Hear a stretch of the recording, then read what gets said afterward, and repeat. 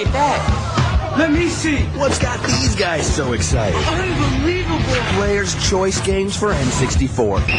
What's going on here?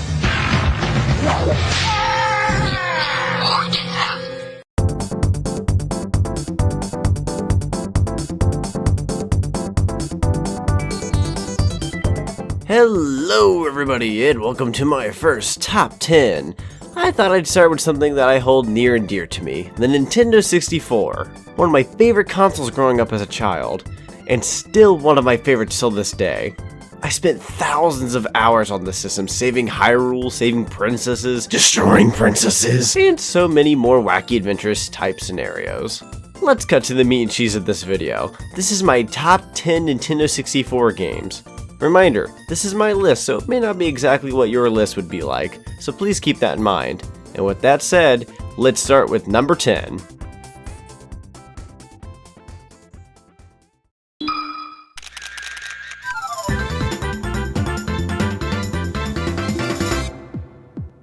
Starting my list is a very relaxing game almost anyone can jump right into.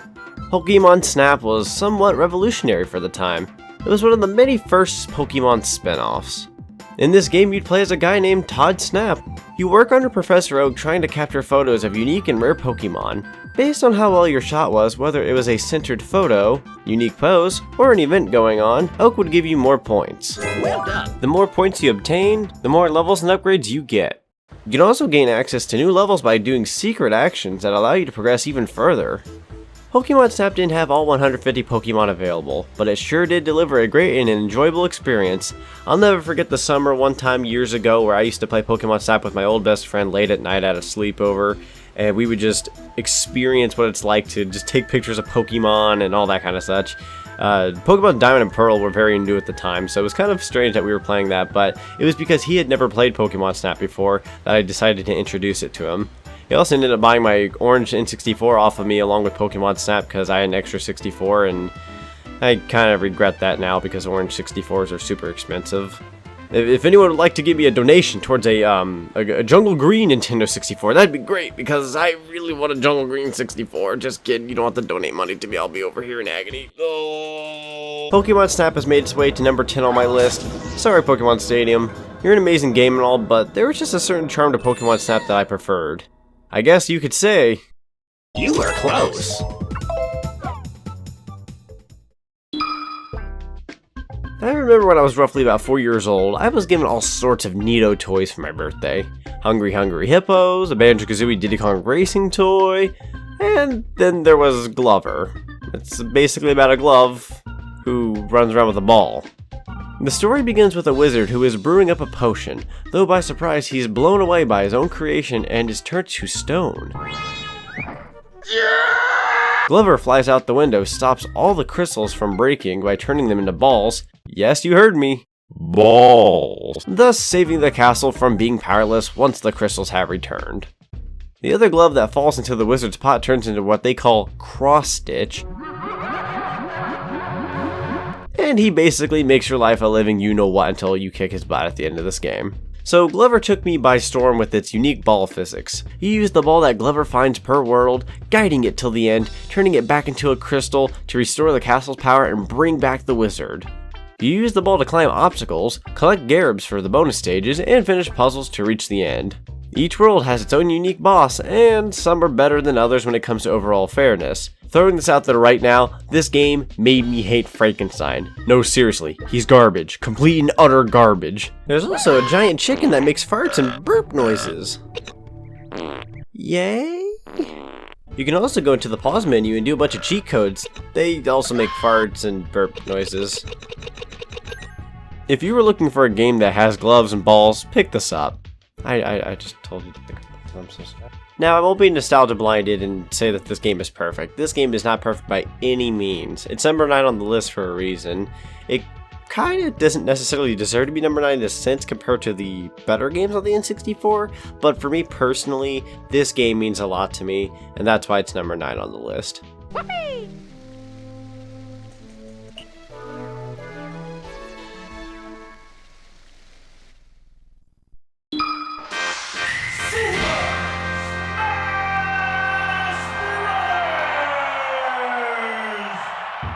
One of the most beloved franchises in fighting game history all started on the Nintendo 64.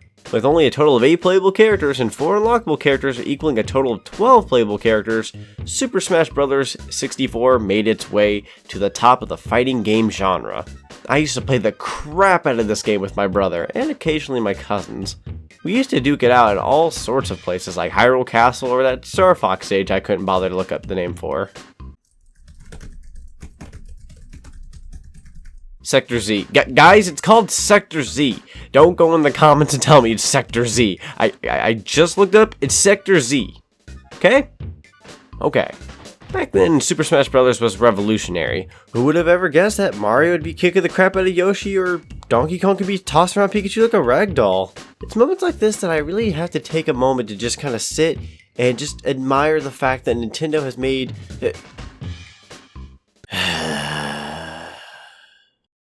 Anyways, sure, the roster seems small now compared to the new Smash entries, and if we really wanted to go back and play the old Smash, we're just gonna play Melee.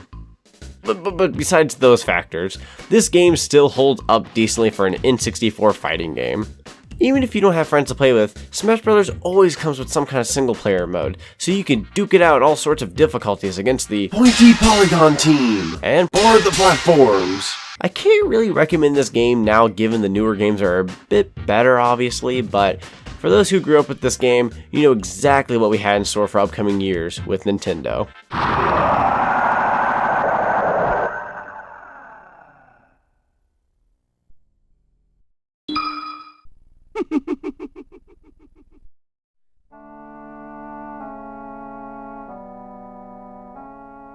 Now, this was a very last second mind change I've had in like a month's time, but I really enjoyed The Legend of Zelda Majora's Mask on N64 a lot more than Ocarina of Time.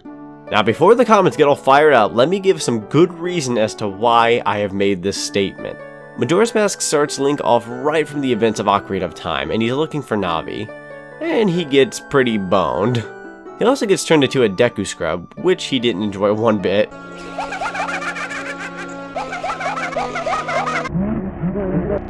But he can shoot out those spit bubble things, right? I mean, it's cool for like 5 minutes at least. Anywho, the reason why I put this above Ocarina of Time now is because, well, overall the style is better. It has more atmosphere, emotion, the soundtrack is killer, and it has all sorts of things to do. This game was so huge it needed the expansion pack. Only like 3 games use the expansion pack, and like outside of like some games utilizing the expansion pack for other things, but that's a whole other story. But yeah, as I was saying, this game required the expansion pack, people. That should say a lot. That means this game needed more. Now, one of the things that people really complain about when it comes to this game is the time constraint, where you have to always go back in time and whatnot, but me personally, I see it as more of an extra spice to your adventure. When the game pressures me, it kicks me into overdrive and makes me work faster and harder. And I like that about video games. Majora's Mask will always be one of my favorite Zelda entries ever, and I have 4 extra MB to help make that still happen. What? The 3DS version doesn't need an expansion pack? Just buy it on 3DS.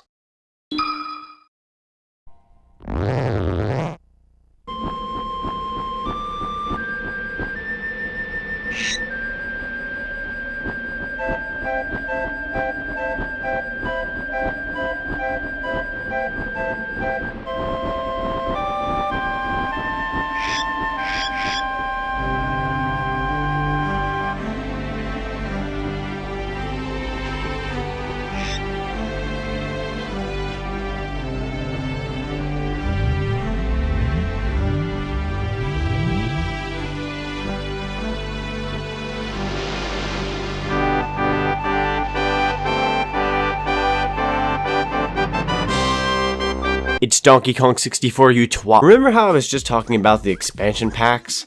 Now this game took the extra 4 MB of RAM to a whole nother level. It was the first of 2 games to actually use the extra RAM. And it brought in a whole lot of fruit. So much fruit. So much fruit that I feel like I should shoot someone in the face with a pineapple. They ask you how you are, you just have to say say that you're fine when you're not really fine, but you just can't get into it. Does this make me a bad person? Probably not, because K. Rool's up to no good again. He's trying to destroy Donkey Kong's home, steal his friends, and worst of all, he interrupted DK's exercise session. You don't do that with this beefcake of a Kong. You basically travel to several worlds in the vicinity of DK Isle and K. Rool's ship. This game introduces 3 new playable characters: Tiny, Lanky, Chunky, and alongside Diddy and Donkey Kong. You go around collecting gold bananas, colored bananas for each of the 5 Kongs, coins for each of the 5 Kongs, banana medals, and you collect the banana fairies. We don't like to remember them. You also take on a series of mini-games and challenges that put your skills to the test, and by your skills, I mean nothing that you've learned at all and you're probably going to fail. And you get cool upgrades for the Kongs throughout the entire game, progressing and getting stronger to take down the nasty K. Rool once and for all. You forgot about blueprints, and no, you're just going to leave that out. Alright, that's cool too. If that's not good enough, there's plenty of epic boss battles for you to encounter for each world you visit.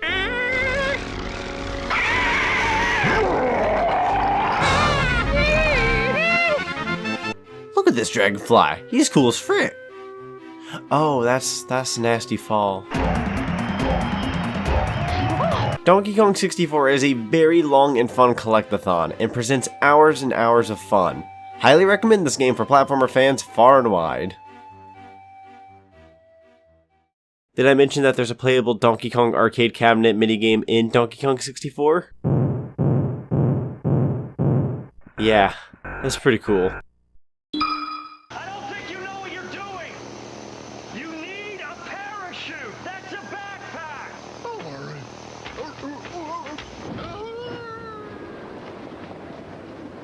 Kazooie? Oh. You'd think this game needed the expansion pack, but it pulled through all on its own. I'll stop talking about the expansion pack now. In the year 2000, on November 20th, hey, look, that was my 5th birthday. I got this game on release given it was my 5th birthday, and I wanted this game more than anything at the time. When I'd go to Toys R Us, they'd always play promo videos of all the games coming soon, and I had to have watched the promo for Banjo-Tooie at least a dozen times. Each time I visited, that is. Banjo-Tooie takes place 2 years after the original game Banjo-Kazooie, right after the events of Gruntilda falling off of her lair and being placed 6 feet deep under a rock. Her sisters come for her and revive the old hag for one more shot at taking down the bear and bird. Now, where do I begin? Alright, Banjo-Kazooie's world has been pretty wrecked, and now it's up to them to take down Gruntilda one more time by collecting jiggies, notes, new moves, and now we also get the help from Mumbo. Kinda. He does like 5 things in the game or something, I don't know, but hey, Mumbo's playable. He also shrunk. Ain't that neat? I can go into all the details that this game gives, but that'd take way too long. That's more or less for review purposes, which, by the way, if you guys are down for me doing reviews someday, please tell me that in the comments, I'd highly appreciate it. But, to keep it short and simple, Bottles dies, Mumbo's peed off, Klungo wants revenge, King Jingling helps you, King Dingling's dead, there's Heggy, you still collect jiggies, notes are used to get upgrades, there's boss battles now, Banjo and Kazooie split up, Gingers are collected by race to obtain a jiggy, there's Heggy, Dragon Kazooie, They ask you how you are, you just have to say there's mini games, the new upgrades are amazing, Banjo swings, Banjo jumps, Banjo sleeps, wait he does that already, Kazooie can fly, wait she does that already. Did I mention Heggy? And all sorts of neat stuff. Banjo-Tooie is a fantastic platformer, with all the things that made Banjo-Kazooie great, plus more. If I only had one complaint, I'd say that this game lost a lot of its straightforward gameplay and its simplicity. But nothing wrong with that at all. Makes this game great in its own way.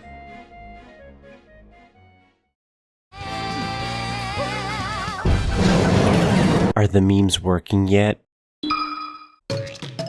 One of the first racing games I ever played starred Donkey Kong's sidekick Diddy Kong, and boy did he deliver a wonderful addition to the genre.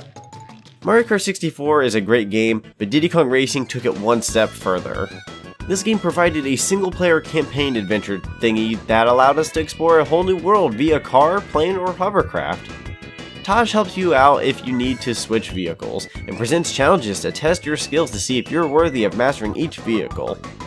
You start your adventure by collecting your first golden balloon, which you can use to unlock more levels and eventually take on boss races.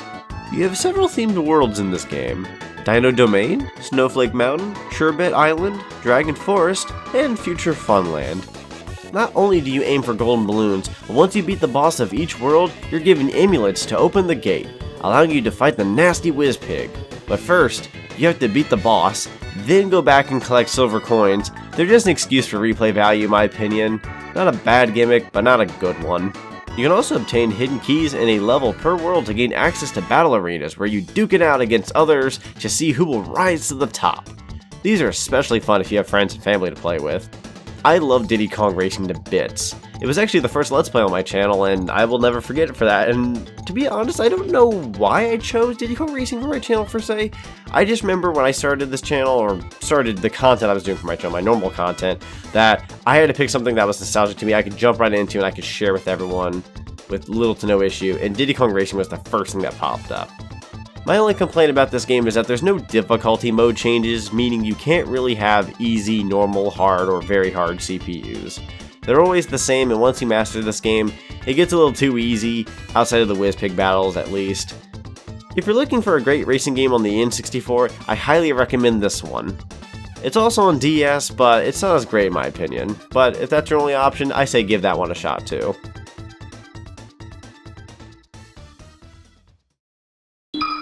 Me, Mario!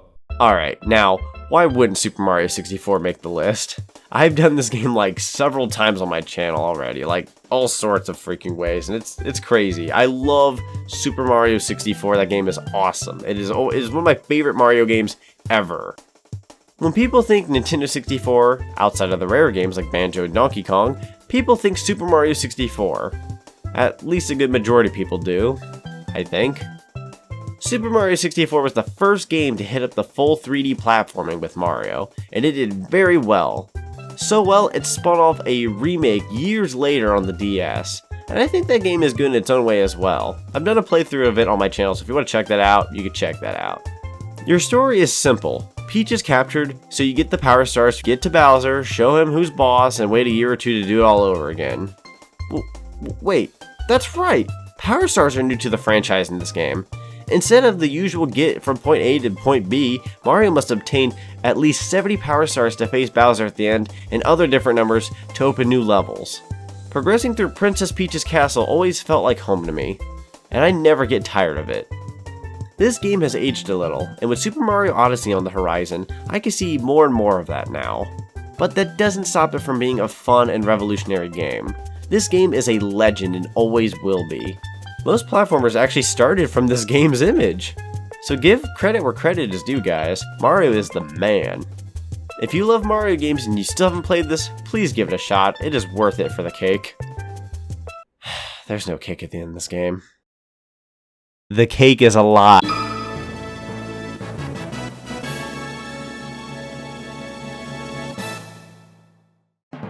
Everyone loves parties, am I right? I guess not. But I love a good party, and what is a party without Mario and friends? Here's the hint, it's not an actual party. You should probably get out of there. Mario Party 2 is a big part of my childhood, and one if not the best in the series. I remember going to school, and there'd be this thing called latchkey or something like that, and we would basically go into school early because parents dropped us off early, like dead early in the morning, like 6 a.m. They were like, you are so tired, it is 6 in the morning, you don't even want to be at school at that hour. But I always loved going to school at that hour for the craziest reason. We had Nintendo 64 there, and we had Mario Party 2, and I'd go to freaking town on everyone playing Mario Party 2, and I'd always be playing the bobsledding level, and everyone would be like, oh, you're too good at it. I'm like, I played at home with everyone else, so I don't know, I'm rambling on about a story. This isn't even scripted, I'm just going on about a story of mine. But anyways, back to me being all scripted and such. You have several boards to choose from with themed outfits for everyone, so that way you fit snug into the game style. Now I won't lie, if you plan on playing this in single player mode, it's fun, but definitely not as fun unless you had friends.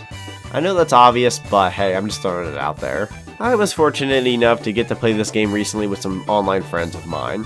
That is also something I've been throwing up on my channel as of late, so if you want to check those out, they're still currently going up. But anywho, this game makes for a great night with friends and family, as you run across the board collecting coins, power stars, and winning or losing minigames. You can also steal coins or power stars from the ones you love, though they may start wars, trust me.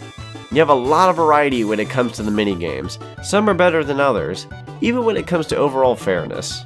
But if you've played enough Mario Party, you know good and well that it doesn't matter who the heck is best in the game. The outcome can change really quickly. So keep your friends close, and your enemies closer. Wait, don't do that. Well, who wants their enemies closer?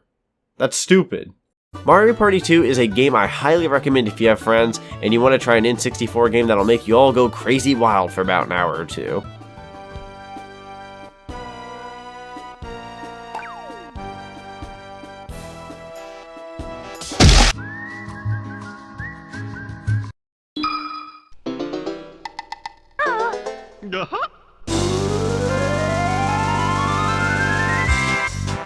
This may or may not be an obvious choice, but how could I resist?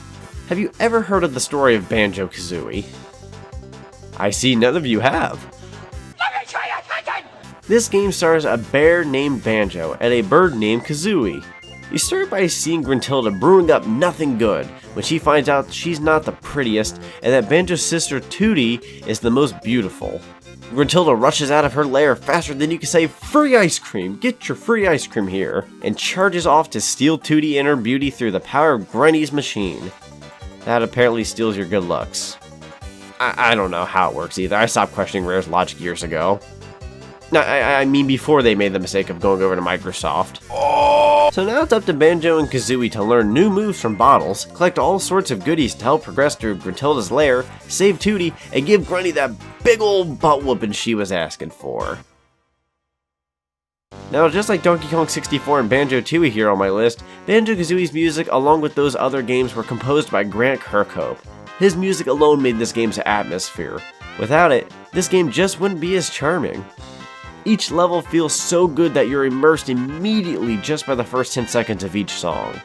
As for level layouts, the levels are typically very well paced, and as you progress through the game, they take longer and longer to beat, which I like about a video game. It paces you very well. Starts you off with something easy, you get it done fast, and you learn. Later on, your learning is tested by longer, harder levels. All worlds including Grunty's lair has 10 jiggies, and each world has 100 notes for you to collect to open note doors. You need a total of 94 jiggies and 810 notes to go after Grunty herself, so keep that in mind. I recommend going for 98 jiggies if you want that extra health boost that really helps for the final battle. So if there's like 2 jiggies in the game that you can't stand, you can't get them, that's okay, you can skip them, that's fine. You just need 4 extra jiggies outside of the 94 you have to make 98, so you can get the frickin' honeycomb upgrade. It makes a world of difference if it's your first time playing Banjo-Kazooie, trust me. Get 98 jiggies. Do it. Do it for me. And that's about it. I mean, what more can be said about this game that hasn't already been said by others? Banjo-Kazooie is a platformer masterpiece, and the memories I have with this game growing up light the inner gamer in me, pushing me to get better and better with each new game that comes my way. Banjo-Kazooie is #1 on my list, guys. Hope you're alright with that. I know it's no Zelda Ocarina of Time, I know it's no Majora's Mask, I know it's not Super Mario 64, I know it's not GoldenEye. You know, I understand a lot of people who make lists, you know, they typically put those on the list, and I'm sure Banjo-Kazooie's made it top #1, but, you know, I'm not just throwing this game up on the list for the sake of it. Guys, Banjo-Kazooie is my favorite Nintendo 64 game of all time. That's all for this top 10. Be sure to subscribe for more top 10 videos coming in the future. If you like this kind of video, be sure to leave a like, comment, and share this. Helps me out a ton. Until then, take care everyone.